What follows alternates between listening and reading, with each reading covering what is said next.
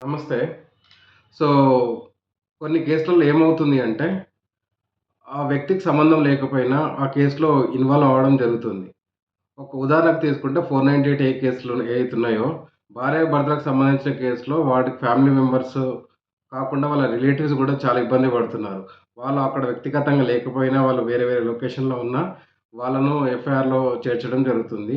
ఈ చేర్చడం తర్వాత ఆటోమేటిక్‌గా వాళ్ళని చాలా సార్లు పోలీసు వాళ్ళు గూడా పిలవడం, ఇబ్బంది పెట్టడం గూడా జరుగుతుంది. ఇలాంటి సిట్యుయేషన్‌లో ఏం జేయాలని కొంతమంది అడిగారు.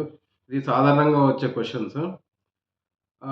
ఈ 498 ఒకటి ఐపీసీ, ఇప్పుడు 85 బిఎన్ఎస్ ప్రకారం. అదే గాకుండా వేరే వేరే కేసులలో గూడా ఎప్పుడైతే మీరు ఆ కేసులో నా ఇన్వాల్వ్‌మెంట్ లేదు, ఆ కేసుకి నేను చాలా దూరం ఉన్నా, ఆ సీన్ ఆఫ్ అఫెన్స్ జరిగినప్పుడు నేను అక్కడ లొకేషన్‌లో లేను, కాకపోతే నన్ను ఉద్దేశపూర్వకంగా యాడ్ చేశారు అంటే, మీరు దానికి 2 రెమెడీస్ ఉంటాయి. తప్పకుండా ఫస్ట్ రెమెడీ అయితే ఎఫ్ఐఆర్‌ని క్వాష్ చేయడానికి అవకాశం ఉంటుంది హైకోర్ట్‌లో. అదొక రెమెడీ.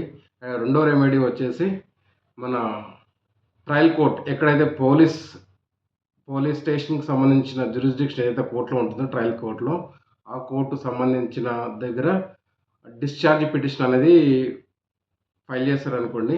అట్‌లీస్ట్ అక్కడ కూడా రెమెడీ దొరుకుతుంది. ఈ 2 వాటికి మీరు ట్రై చేసి ఏదైతే లీగల్ ప్రొవిజన్ ఉందో దాన్ని ఉపయోగించుకోవాల్సిందిగా కోరుచున్నాను. ఇట్లు మీ శివానంద్, లీగల్ అడ్వైజర్.